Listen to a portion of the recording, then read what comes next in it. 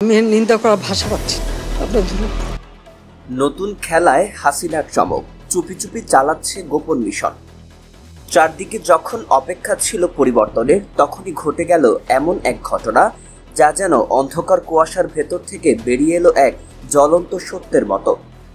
সেনাবাহিনীর পোশাকে থাকা একজন কর্মকর্তা আর তার ছায়ায় গোপনে প্রশিক্ষিত হচ্ছিলেন শখানেক রাজনৈতিক কর্মী। সরকার পতনের পর অস্থিতিশীল পরিবেশ তৈরি ও দলীয় ক্যাডারদের সক্রিয় করতে নিষিদ্ধ সংগঠন হিসেবে পরিচিত আওয়ামী লীগ ও এর সহযোগী সংগঠনের নেতাকর্মীদের প্রশিক্ষণ দেওয়ার অভিযোগে বাংলাদেশ সেনাবাহিনীর এক মেজরকে আটক করা হয়েছে। সেনা সদর দপ্তরের পক্ষ থেকে জানানো হয়েছে, আটককৃত মেজর সাদিকুল হক সাদিক বর্তমানে সেনা হেফাজতে রয়েছেন এবং তার বিরুদ্ধে একটি তদন্ত আদালত গঠন করা হয়েছে।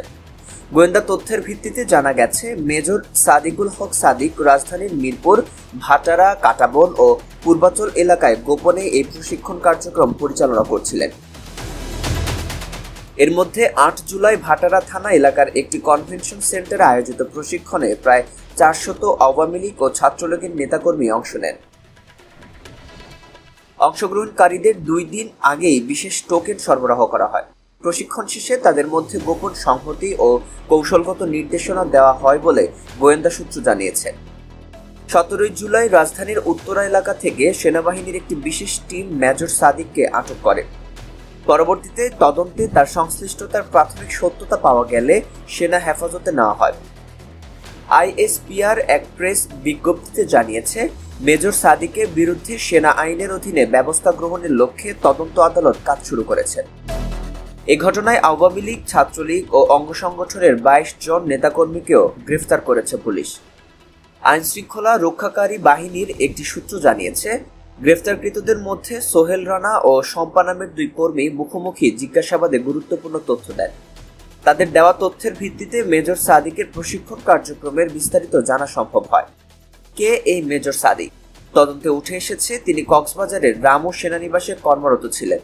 তার স্ত্রী পুলিশের একজন সহকারী police super ASP Sumaiya Jafrin. গোয়েন্দাদের দাবি, দম্পতিটি কর্মস্থলে অনুপস্থিত থাকাকালীন সময় আওয়ামী লীগের বিভিন্ন নেতাকর্মীকে প্রশিক্ষণ দিচ্ছিলেন এবং এই কার্যক্রমে তারা সজীব ওয়াজেদ জয়ের সঙ্গেও যোগাযোগ ছিলেন।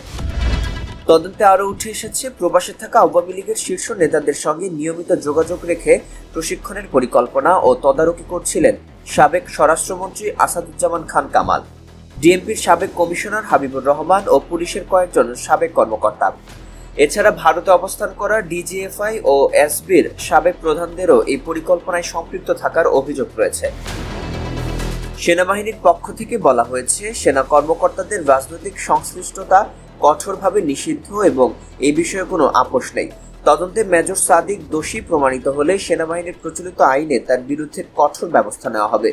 এদিকে রাজনৈতিক বিশ্লেষকরা মনে করছেন, সরকারের পতনের পরেও ক্ষমতায় ফিরে আসার জন্য আওয়ামী লীগ এই ধরনের গোপন কার্যক্রমের মাধ্যমে মাঠে ফেরার প্রস্তুতি নিচ্ছে কিনা তা নিয়ে এখনই সতর্ক হওয়া জরুরি।